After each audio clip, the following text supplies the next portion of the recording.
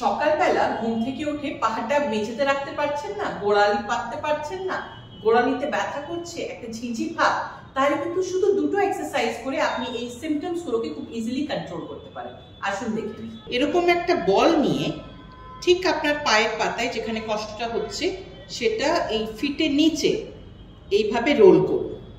1.5-2 minute আপনাকে এইভাবে role করতে থাকতে হবে। 2 নম্বর হচ্ছে বলটাকে দুটো গোড়ালির মাঝখানে ধরে এইভাবে বলটাকে ধরলাম দুটো গোড়ালির মাঝখানে, তারপরে জাস্ট এই তোলা স্কুইজ করছি, আবার ভেতর এই তুলছি, standing on টোজ, standing on hills. বলটা চেপে রেখেছি, তার সাথে সাথে standing on টোজ 1 2 3 4 5, standing on hills 1 2 3 4 5।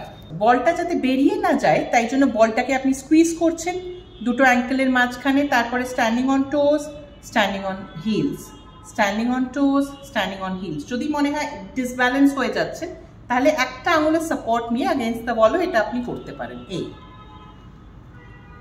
In up, in up, এইভাবে এটা কিছুক্ষণ হোল্ড করুন, 5 সেকেন্ডস হোল্ড, আবার on hills, on টোজ, on টোজ 5 seconds, on hills 5 seconds.